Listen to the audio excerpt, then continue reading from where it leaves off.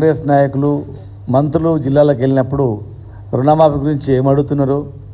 2,500 మహిళా పెన్షన్ కావచ్చు, రైతు బంధు కావచ్చు, బీమా కావచ్చు, కార్మికులకు ఇచ్చే రైతు కూలీల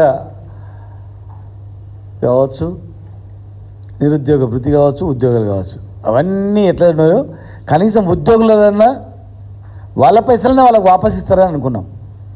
ఇవన్నీ ఏమో హామీలేమో మరి గవర్నమెంట్ నుంచి ఇచ్చేటివి హామీలు.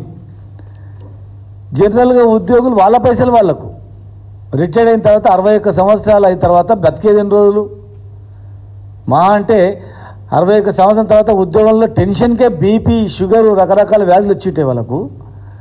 మా అంటే బతికేది ఒక 20 ఏళ్ళు రిటైర్డ్ అయిన తర్వాత.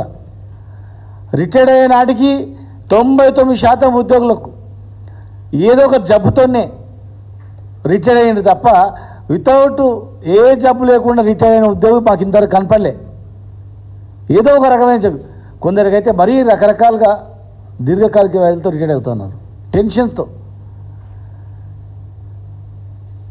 జబ్బులతో రిటైర్మెంట్ అయ్యడం ఒకటెత్తైతే, అయిన తర్వాత ఆ జబ్బులు చూపించుకోవడానికి డబ్బులు ఆయన పైసలు ఆయన దాచిపెట్టిన పైసలు వస్తే నేను వైద్యం చూపించుకొని బతుకుతా అని ఆశతో ఉండేది. కానీ ఇలా రోజుకో గుండె ఆగిపోతూ ఉంది. సోమిరెడ్డి గారు అని చెప్పి ప్రధాన ఉపాధ్యాయుడు, ఇతను 61 సంవత్సరాలు అయిన తర్వాత రిటైర్డ్ అయ్యిండు. రిటైర్డ్ అయిన తర్వాత ఆయన వచ్చిన జబ్బు చూపించుకోవడానికి, డాక్టర్ చూపించుకోవడానికి డబ్బులు లేక ఆగిండు.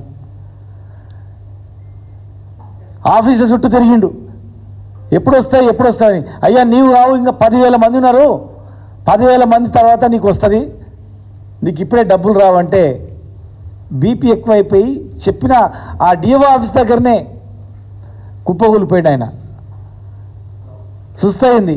నిమ్స్ హాస్పిటల్కి వచ్చిండు, తర్వాత ఇంకో హాస్పిటల్కి వెళ్ళిండు. డబ్బులు కడుతుంటే, అప్పు తెచ్చి డబ్బులు కడుతుంటే మళ్ళీ ఈ అప్పుని ఎట్లా తీర్చాలి, ఏ పైసలు వస్తాయో రావు అని చెప్పి టెన్షన్స్తో, అందరి ముందర టెన్షన్స్తో గుండాగి చచ్చిపోయిండు ఆయన.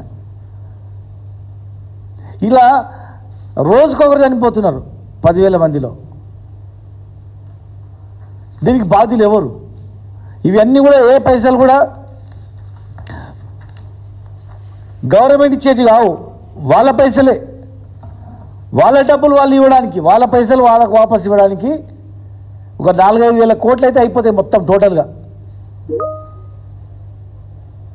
వాళ్ళ డబ్బులు వాళ్ళకి ఇవ్వడానికి ఇవ్వకుండా రిటైర్డ్ అయిన 10,000 మందిని చంపుతూ ఉన్నారు. ఏ ఉద్యోగి ఇట్లా గుండా చచ్చిపోయినా అది ప్రభుత్వ హత్యగానే మేము భావిస్తాం, గుర్తుపెట్టుకోండి. హాస్పిటళ్ళల్లో వైద్యానికి డబ్బులు కావాలి, హెల్త్ కార్డ్స్ అన్న అది అట్లే డబ్బులు కావాలి. ఇవాళ రేపు పైసల గురించి కన్న తల్లిదండ్రులే, కన్న పిల్లలే ఎంత వేధిస్తారో పేపర్లు చూస్తున్నాం, ఏ రకంగా సంఘటనలు జరుగుతున్నాయో. ఆయన బతుకుతాం అంటే బతకలేని పరిస్థితి. ఇలా 10,000 కుటుంబాలు 35-40 సంవత్సరాలు ప్రభుత్వంలో ఉద్యోగం చేసి ప్రభుత్వాలను నడిపి కష్టపడి ఇలా రోగాలతో రిటైర్డ్ అయిపోయి ఆ రోగాలకు డబ్బులు లేక చనిపోయే సందర్భాలు ఉన్నాయి. వెంటనే వీళ్ళకు రిటైర్మెంట్ బెనిఫిట్స్ అందరికీ విడుదల చేయాలి. ఏం ఆపుతారు? అన్నీ ఆపండి. కాంట్రాక్టర్లు, పెద్ద కాంట్రాక్టర్ బిల్లు ఆపండి, పెద్ద కాంట్రాక్టర్ బిల్లు ఆపండి. మేము పెట్టినటువంటి రైతు బంధు పైసలు 3 కాంట్రాక్టర్లకు ఇచ్చేసారు, 1,000 కోట్ల రూపాయలు. ఆ పైసలు ఇచ్చినా వీళ్ళందరూ బతికేటోళ్ళు. 3-4 కాంట్రాక్టర్ల గురించి ఇలా పైసలన్నీ వాళ్ళకే దారదత్తం చేస్తూ ఖజానా ఖాళీ అని చెప్తా ఉన్నారు. రాష్ట్రం వచ్చిన తర్వాత, కాంగ్రెస్ ప్రభుత్వం వచ్చిన తర్వాత ఎవరెవరికి ఎన్ని బిల్లులు ఇచ్చినా మీరు బయట పెట్టండి. 1 కోటి రూపాయల పైగా ఇచ్చినటువంటి బిల్లుల జాబితాను విడుదల చేయండి. ఎక్కడ పోతున్నాయి పైసలు? ఎవరికి ఇస్తున్నారు? ఏ కాంట్రాక్టర్కి ఇస్తున్నారు? ఆ కాంట్రాక్టర్ల బంధువులు ఎవరు? బినామీలు ఎవరు? వాళ్ళ డబ్బులు, వాళ్ళు బెనిఫిట్స్ అయిన వాళ్ళు దాచిపెట్టుకున్న డబ్బులు వాళ్ళకి ఇవ్వడానికి ఈ రకంగా. రెండవది ఇంకో అంశం, ఇలా ఎలక్షన్ మేనిఫెస్టోలో సిపిఎస్ రద్దు చేస్తామని చెప్పారు.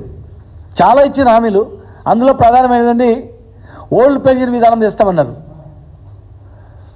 ఓల్డ్ పెన్షన్ విధానం తెస్తామంటే ఆ ఉద్యోగులు 2.5 లక్షల కుటుంబాలు ఓట్లు వేసిర్రు. సరే ఈ ప్రభుత్వం పాత పెన్షన్ విధానం తెస్తా అంటుంది 6 నెలలని, తేలేదు. సరే తేలేదు, ఏదో అడ్డంకులు చెప్తారు, ఓకే. మరి వాళ్ళు దాచిపెట్టుకున్న పైసలు ఎక్కడ పోతున్నాయి? వాళ్ళ జీతంలో 10%, కొత్త పెన్షన్ విధానంలో 10%, మూల వేతనంలో డిఏలో 10%, ప్రభుత్వం ఇచ్చే 10%, ఆ 2 జమ చేసి ఏదో కంపెనీలో పెట్టి వచ్చే లాభాలతో ఆ పైసలతో పెన్షన్ ఇవ్వాలి. ఇవాళ వాళ్ళ పరిస్థితి ఏమైందంటే వాళ్ళ డబ్బులు వాళ్ళకు రావట్లేదు.